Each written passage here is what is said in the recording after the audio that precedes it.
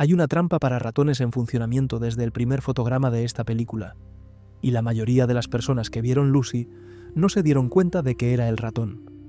No estoy hablando de Lucy, estoy hablando de ti. La premisa que el marketing vendió y que el público aceptó sin cuestionar es que la película trata sobre usar el 100% del cerebro. Esa es la trampa. Ese es el queso puesto sobre la ratonera para que entres, te sientes, te entretengas durante 90 minutos y salgas sin entender absolutamente nada de lo que acabas de ver. Lucy no se trata de capacidad cerebral. Lucy se trata de instinto versus conciencia. Sobre la diferencia entre ser arrastrado por la vida como un ratón que va directo al queso y decidir, de manera activa y lúcida, qué hacer con el tiempo que la existencia ofrece. Sobre el único propósito que, según la propia película, justifica la presencia de cualquier ser vivo en este planeta. Y ese propósito no tiene nada que ver con poderes sobrehumanos, tiene que ver con algo a lo que ya tienes acceso hoy y que probablemente estés desperdiciando. Si ya te has dado cuenta de que esta historia no es sobre la película, sino sobre cómo tomas decisiones sin darte cuenta, suscríbete al canal ahora. Porque cuanto más entiendes el mecanismo, menos reaccionas como el ratón. Piensa en una trampa para ratones. ¿Qué tiene de tan irresistible que hace que el ratón camine voluntariamente hacia ella para ser capturado? Nada. La trampa para ratones, en sí, es un objeto completamente inútil. Puedes colocarla en medio de tu sala y esperar días. El ratón no se acercará ni un poco, pero si colocas un trozo de queso justo en el centro, es solo cuestión de tiempo. El ratón vendrá, siempre viene. No porque sea estúpido, sino porque el queso apela al instinto, y contra el instinto, la razón rara vez gana a la velocidad que sería necesaria. Ahora trayendo esto a nosotros, todos somos alguna especie de ratón. Todos tenemos instintos que son estimulados todo el tiempo, por todos lados, con una precisión que solo quien conoce el mecanismo puede ver. Quien conoce esos instintos siempre encuentra un queso que nos atrae. La trampa del dinero rápido. La trampa de la promoción irrefutable que vence en media hora. La trampa del descuento que aparece exactamente cuando estabas pensando en comprar. Todo vicio, antes de convertirse en un vicio, fue una trampa muy bien armada por alguien que entendía profundamente la debilidad del otro. Pero aquí está el punto que la mayoría de las personas ignora. Todos nosotros también tenemos un queso. Una ventaja injusta. Puede ser una buena comunicación, una red de contactos, una habilidad específica, una predisposición natural que en el ambiente adecuado funciona como palanca. El problema es que la mayoría de las personas nunca descubre cuál es ese queso, o nunca encuentra el ambiente donde realmente funciona.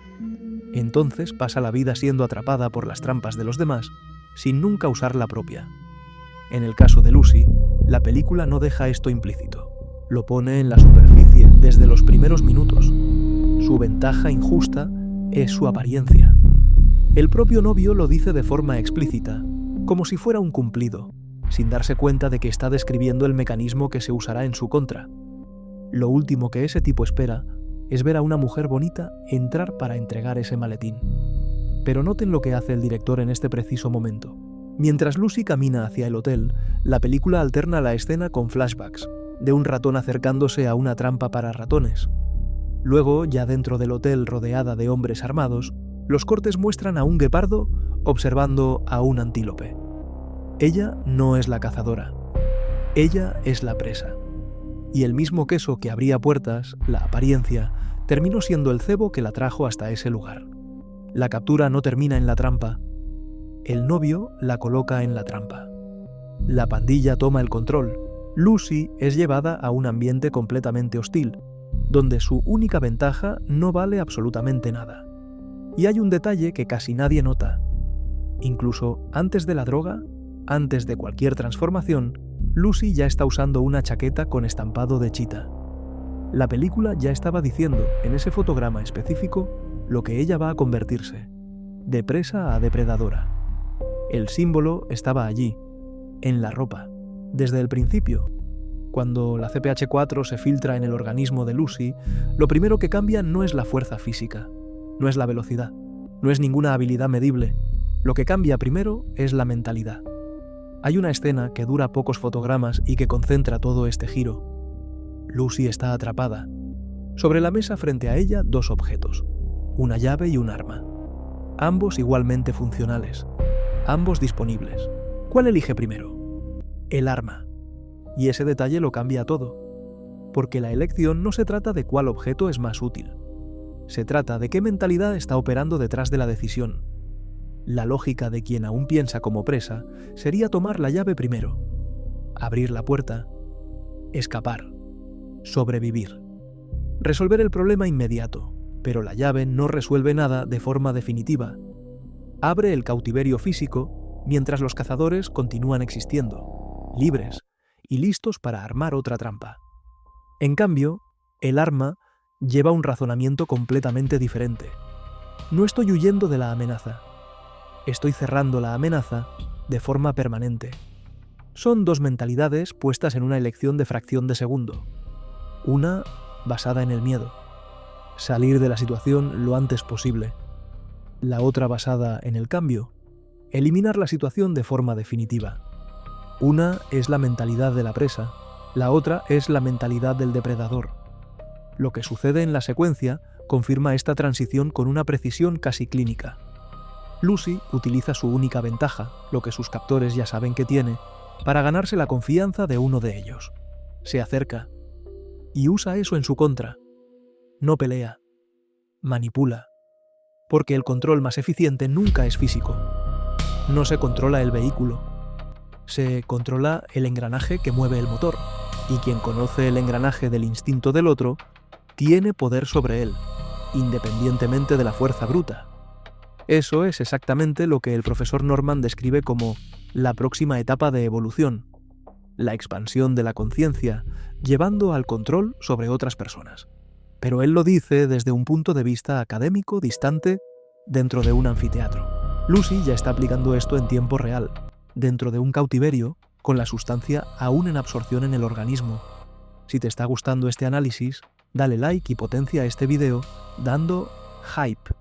Eso hace que YouTube entregue más nuestro video, ayudando en el crecimiento de nuestro canal. Después de liberarse, Lucy comienza a eliminar amenazas con una frialdad que incomoda. No duda, no retrocede, dispara con la misma expresión con la que abriría una ventana. Para quienes conocían a Lucy antes, la mujer que se mareaba solo al presenciar cualquier acto de crueldad, esto es una ruptura radical, y la película no lo presenta como heroísmo, lo presenta como síntoma. La primera señal visible de algo que se profundizará hasta el final, la lenta extinción de la humanidad. Aquí entra Dostoyevski. En Crimen y Castigo, el protagonista, Raskolnikov, desarrolla una teoría que lo atormenta y que eventualmente lo destruye. La idea de que existen personas extraordinarias, individuos tan por encima de la media, que la moral común simplemente no se aplica a ellos. Según la lógica de Raskolnikov, estas personas tienen el derecho, quizás incluso la obligación, de actuar fuera de las leyes y convenciones que regulan a los hombres comunes. El crimen no es crimen cuando es cometido por alguien genuinamente superior. Lucy, en este punto de la narrativa, está aplicando exactamente este razonamiento, aunque de manera completamente inconsciente. Su cerebro ha evolucionado literalmente más allá que el de los demás. Las amenazas que ella elimina son objetivamente personas que harían daño a más personas. La lógica se cierra, el crimen se justifica, y la película no te dice que esto está mal, te deja llegar a esta conclusión por tu cuenta. O no llegar, que es lo que le sucede a la mayoría. Pero Dostoyevski ya había demostrado dónde termina esta lógica. Y la respuesta no es jurídica, es interna. Lo que el libro llama castigo no viene de afuera. Viene de la conciencia que aún existe dentro de quien cree haberse colocado por encima de ella. Si tiene conciencia, sufrirá por su error. Ese será su castigo y su pena. En Lucy, este castigo no es un sufrimiento explícito, es algo más sutil y más definitivo, la desaparición progresiva de la capacidad de sentir. Cuanto más elimina, cuanto más fría se vuelve, más rápido se deshace el hilo que la mantiene humana. La apatía no es un efecto secundario de la droga, es la consecuencia directa de una conciencia que ha dejado de registrar el peso de sus propios actos. ¿Y si lleváramos esta reflexión fuera de la película? ¿Cuántas personas en el mundo real operan con esa misma justificación? La culpa es de quien cree. Si yo no lo hiciera, otro lo haría. Al final, nada cambiaría de todos modos. La lógica de Raskolnikov no es ficción del siglo XIX. Es el argumento que circula todos los días, en todos los sectores, utilizado por personas que nunca han leído una línea de Dostoyevsky, pero aplican la teoría a la perfección. Después de la fuga, Lucy devora sola la cantidad de comida de varios hombres. En la superficie parece un exceso narrativo, pero la película está siendo precisa. El cerebro representa solo el 2% del peso corporal y consume el 20% de toda la energía del organismo. Si el procesamiento de Lucy se está expandiendo en tiempo real, necesita combustible proporcional a esa expansión. No es hambre, es una necesidad energética cruda. En el hospital, los sentidos comienzan a ampliarse de formas que la cámara intenta traducir visualmente. Lucy logra dirigir la audición como un instrumento, aislando conversaciones específicas a distancia, filtrando lo que no sirve. Ve procesos invisibles al ojo humano. Puede observar la fotosíntesis de un árbol como si estuviera dentro de su ciclo. Y al estar conectada así con la naturaleza, el ambiente físico pierde las barreras que definen lo que puede o no ser visto. Ella ve a través de puertas, de paredes, de estructuras. Identifica condiciones médicas que los profesionales más calificados del hospital no habían logrado diagnosticar. Y entonces, en medio de todo esto, ella llama a su madre. Esta llamada telefónica es el momento más humano de toda la película, y también el último. Lucy habla sobre sentirlo todo: la rotación de la Tierra, las vibraciones del espacio, la gravedad, y al mismo tiempo recuerda cosas absolutamente mínimas: el sabor de la leche materna, el dolor de los brackets en los dientes. El contraste es casi insoportable. Ella se está convirtiendo en algo inmenso, mientras se despide de las cosas pequeñas que la hacían una persona. Hay un paradoja allí que la película presenta sin nombrarla. Lucy dice sentirlo todo, pero lo que está perdiendo de forma progresiva e irreversible es precisamente la capacidad de sentir lo que más importa. ¿Dolor físico? Ignorado. ¿Miedo? ¿Desaparecido? ¿Deseo? Extinguido. Nuestras principales debilidades como seres humanos son las mismas cosas que nos mantienen presentes como personas. Sin ellas, lo que queda es pura lógica.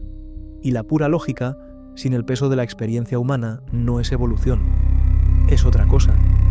La propia película lo dice de forma indirecta. El aprendizaje siempre es un proceso doloroso. Y el dolor que Lucy siente en ese momento, el dolor de cruzar un punto de no retorno, es tan grande que opaca cualquier dolor físico. No es diferente de lo que nos sucede a nosotros en menor escala. Rasparse la rodilla de niño era el fin del mundo. Hoy podemos rasparnos las 2 rodillas en el mismo día y solo darnos cuenta en la ducha. Cuando cargas un dolor mayor, los menores simplemente desaparecen del registro. El cerebro jerarquiza, siempre. La metáfora visual más elegante de la película aparece poco después. Al inicio de la narrativa, una universidad llena de estudiantes con computadoras, muchos cerebros procesando cosas diferentes, en paralelo al mismo tiempo. Más adelante, dentro de un avión, Lucy usa 2 laptops simultáneamente. El reflejo es preciso. Ella ahora lleva la capacidad de procesamiento de múltiples seres humanos en una única estructura. Ya no es una persona, es algo que aún no tiene nombre. Hasta aquí, Lucy domina el espacio, controla su propio cuerpo, a las personas a su alrededor, la materia. Pero hay una dimensión que aún no ha considerado. Y cuando el profesor Norman pronuncia una sola palabra durante una conversación, todo se detiene. Tiempo. ¿Por qué esta palabra lo cambia todo? Porque Lucy, hasta ese momento, estaba operando en solo la mitad de lo que la física ya sabe que es inseparable. La teoría de la relatividad de Einstein no trata el espacio y el tiempo como dimensiones distintas que coexisten. Trata del espacio-tiempo, una única estructura donde ambos se influyen mutuamente y no pueden ser pensados por separado. Doblado el espacio, se dobla el tiempo. Expandir la conciencia en el espacio, sin considerar el tiempo, es como intentar entender la mitad de una ecuación y creer que ya se tiene la respuesta. Lucy estaba controlando la mitad de la ecuación y ignorando la otra. El resultado práctico es visible en la escena inmediatamente anterior. Cuestionada sobre cuánto tiempo de vida le quedaba, ella responde que tiene dificultad para determinarlo con precisión. Después de que el tiempo entra en el centro del razonamiento, responde de forma inmediata y exacta: estaré ahí en 12 horas. La comprensión del tiempo no solo completó el conocimiento, activó lo que viene a continuación, y es aquí donde la película entra en su territorio más profundo. Henri Bergson, el filósofo que la película nunca menciona por su nombre, pero que atraviesa toda la segunda mitad de la narrativa como una estructura invisible. Bergson distinguía dos tipos de tiempo. El primero es el tiempo cronológico, el tiempo de los relojes, dividido en unidades, contable, predecible, matemáticamente ordenado. El segundo es lo que él llamaba duración, el tiempo como realmente lo experimenta el ser humano, que no puede ser medido porque es continuo, fluido, sin divisiones rígidas. Para Bergson, este segundo tiempo es el verdadero tiempo de la experiencia humana. El reloj cuenta. El ser humano siente. Y sentir el tiempo es infinitamente más poderoso que contarlo. Pero el concepto de Bergson, que más ilumina lo que sucede con Lucy, es el de la intuición. Para él, la razón es útil para resolver problemas prácticos, pero es fundamentalmente limitada. Opera a través de conceptos fijos, categorías y compartimentos. Y la realidad no cabe en compartimentos. Solo la intuición accede a la esencia de las cosas, porque opera por flujo, por lo que Bergson llamaba elan vital, el impulso vital que atraviesa la existencia y se manifiesta en cada nueva forma de vida, en cada posibilidad que emerge del proceso creativo continuo de la evolución. Lucy no calcula el tiempo. Ella lo siente. No deduce, intuye.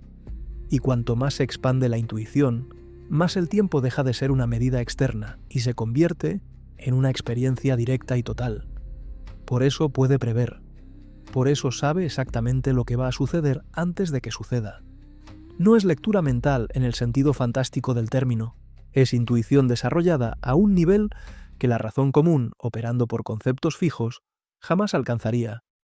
El propio Bergson escribió algo que parece haber sido sacado directamente del guión de la película. Hoy, solo raramente, con gran esfuerzo, podemos llegar a la intuición. Sin embargo, la humanidad llegará un día a desarrollarla de tal manera que será la facultad ordinaria para conocer las cosas. Entonces desaparecerán todas las escuelas filosóficas y habrá una sola filosofía verdadera, conocedora de la verdad y del ser absoluto. Lucy es esa idea llevada al extremo ficticio, el punto final de una línea que Bergson solo apuntó. Mientras todo esto sucede en la narrativa principal, la película siembra símbolos en capas que requieren atención activa para ser percibidos, y la mayoría del público pasa por todos ellos sin registrar nada. En la charla del profesor Norman, el cuadro detrás de él no es una decoración. Muestra la historia completa del universo, desde el Big Bang hasta el presente. Un resumen visual de lo que la ciencia cree sobre el tiempo y el origen de la materia. Es un presagio exacto. Lucy literalmente será testigo del comienzo de todo, con sus propios ojos cuando llegue al 100%. El cuadro ya estaba contando el final. La contraseña de la maleta, 140 de un lado, 140 del otro, suma 280, el tiempo promedio de una gestación humana en días. La CPH4 es descrita como una sustancia producida por mujeres embarazadas en la 6ª semana de gestación, responsable de hacer que el feto evolucione a una velocidad acelerada.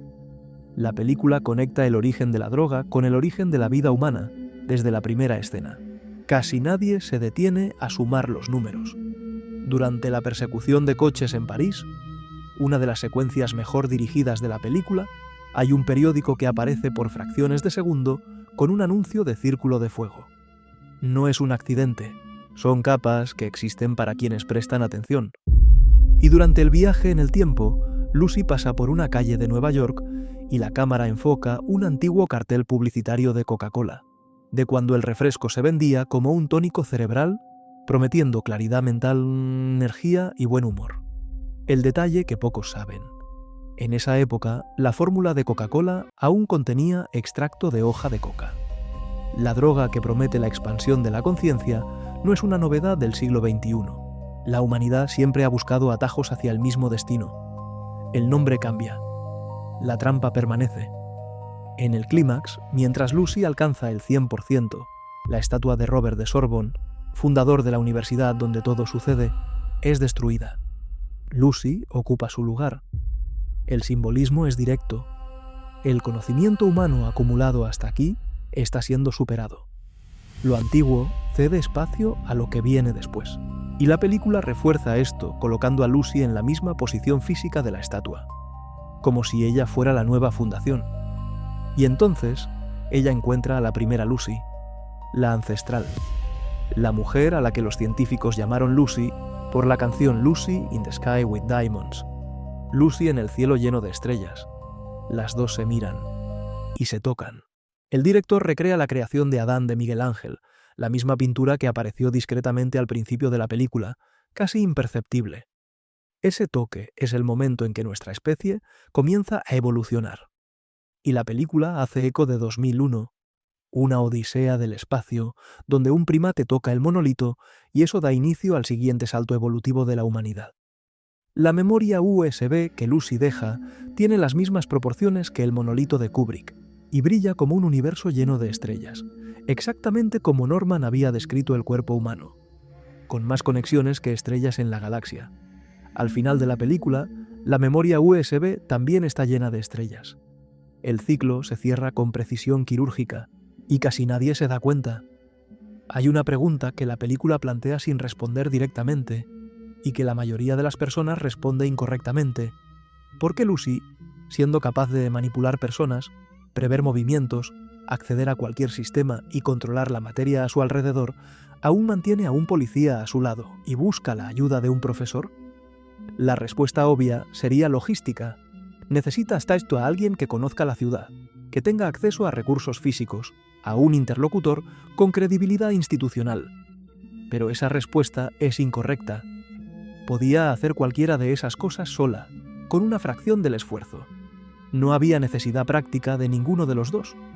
Cuando el policía del río pregunta directamente por qué ella lo necesita para algo, Lucy responde con una sola palabra: recordatorio.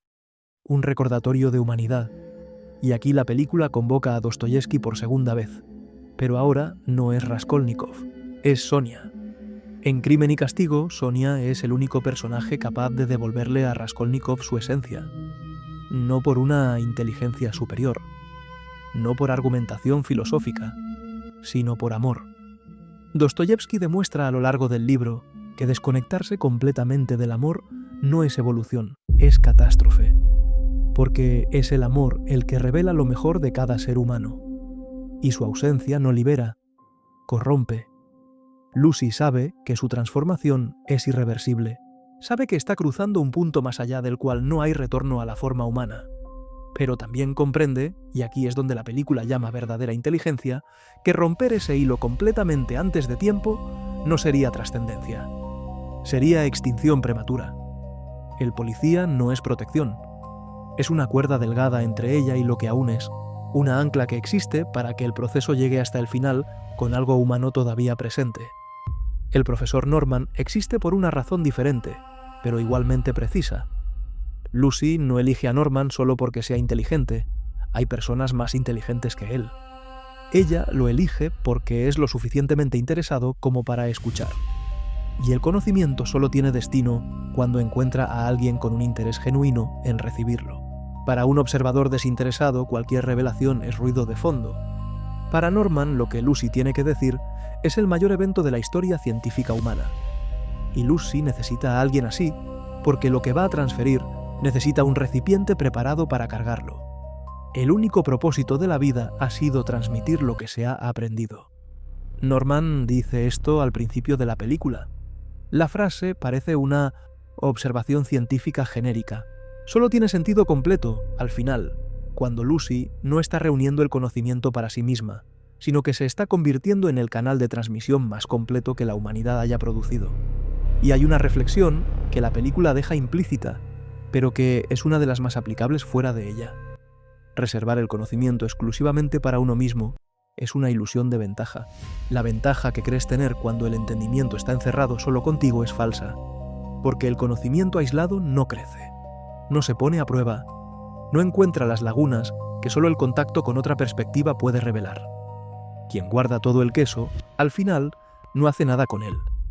En el clímax, Lucy inyecta el resto de la CPH4, mientras los hombres del señor Yang irrumpen en el laboratorio. El cuerpo comienza a disolverse. La materia se transforma en algo que la cámara no puede nombrar, una estructura negra y orgánica que va absorbiendo todo a su alrededor. Electrónicos, cables, datos, energía. El cuerpo de Lucy está incorporando la infraestructura tecnológica disponible para construir el mayor sistema de procesamiento que haya existido.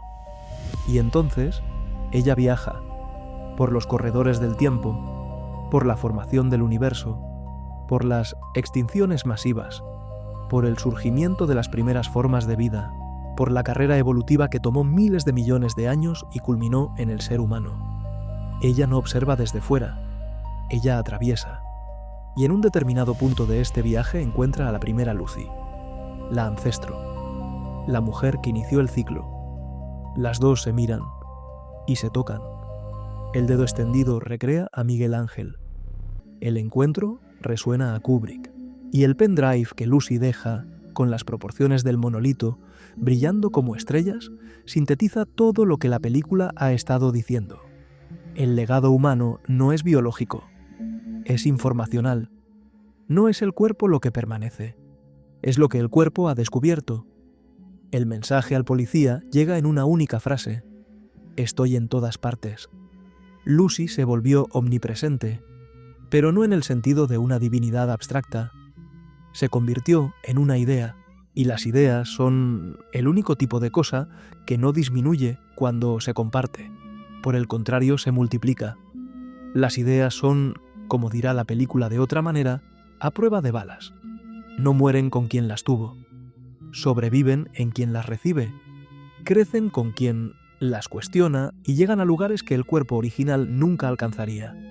Antes de cerrar, es necesario separar lo que la película utiliza como herramienta narrativa de lo que la ciencia realmente sabe.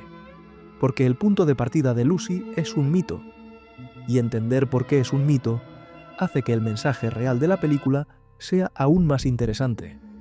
El mito del 10% del cerebro surgió de una distorsión de los escritos del psicólogo William James a principios del siglo XX. Lo que James realmente dijo fue que los seres humanos no pueden utilizar todo su potencial mental al mismo tiempo y en todas las situaciones.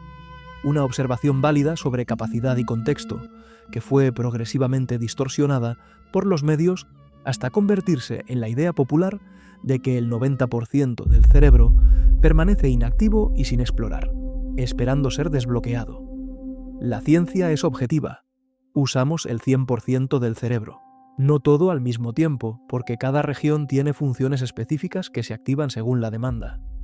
Mientras miras un video, activas el córtex visual para procesar imágenes, el auditivo para procesar sonidos, el frontal para la comprensión y contextualización.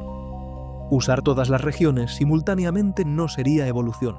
Sería un cortocircuito neurológico generalizado. La película también menciona que los delfines utilizan un porcentaje mayor de su cerebro para desarrollar la ecolocalización. Eso no es cómo funciona. La ecolocalización de los delfines proviene de sistemas sensoriales que han evolucionado específicamente para esta función a lo largo de millones de años, no de un mayor porcentaje de uso cerebral. Pero lo que es genuinamente fascinante es que los humanos también pueden desarrollar ecolocalización. Personas ciegas que aprenden a hacer chasquidos con la boca y usar el eco para orientarse en el espacio, activan la corteza visual para procesar esos sonidos.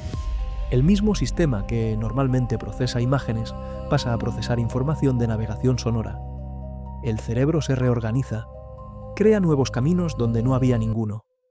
Esto tiene un nombre: neuroplasticidad. La capacidad real del cerebro humano de reorganizarse, crear nuevas conexiones y aprender a lo largo de toda la vida, no solo en la infancia como se creía, sino continuamente, en respuesta a la experiencia, sin drogas, sin sustancias sintéticas, sin ciencia ficción. Y aquí está el punto que conecta la ciencia real con la película.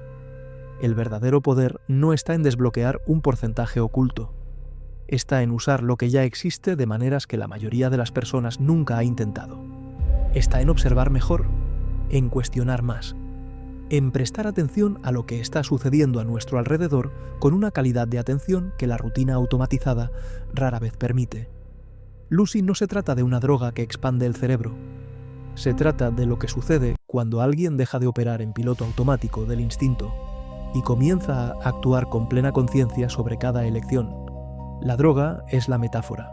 La neuroplasticidad es la realidad. Si este tipo de análisis tiene sentido para ti, entender cómo salir del automático y comenzar a actuar con verdadera conciencia, inscríbete en el canal y activa las notificaciones y no olvides dar hype, porque en los próximos videos continuaremos explorando patrones que controlan a quienes no perciben y liberan a quienes ven.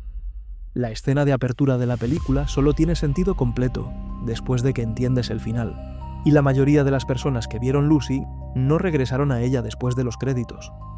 La primera imagen es de Lucy ancestral, la primera mujer de nuestra especie, bebiendo agua directamente del río con las manos. Instinto puro. Supervivencia cruda. Sin mediación. Poco después el corte. Lucy en la actualidad, con vaso y sorbete, en un hotel sofisticado.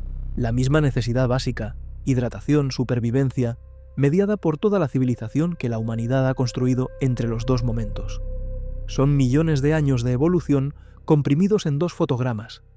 El contraste no es entre primitivo y avanzado, es entre quien actúa por instinto y quien actúa por conciencia.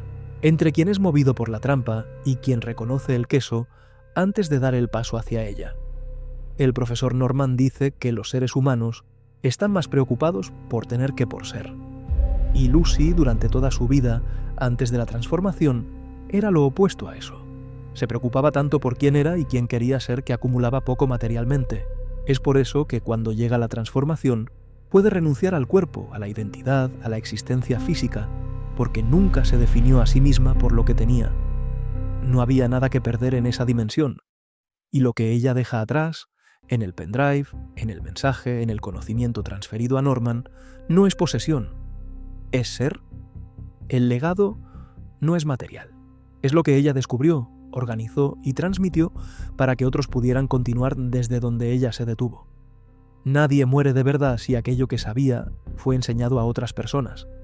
El conocimiento transmitido permanece después de la partida. Nuevos descubrimientos nacen sobre la base de lo que se ha compartido. El ciclo no tiene fin, siempre que alguien decida transmitir en lugar de guardar. Lucy no representa la evolución de un cerebro individual. Ella representa el ciclo completo de la humanidad. De instinto a conciencia, de presa a depredadora, de acumuladora a transmisora, de rata a idea. Y las ideas son el único tipo de cosa que se multiplica cuando se comparte en lugar de disminuir. La vida nos fue dada hace miles de millones de años. Ahora sabes qué hacer con ella.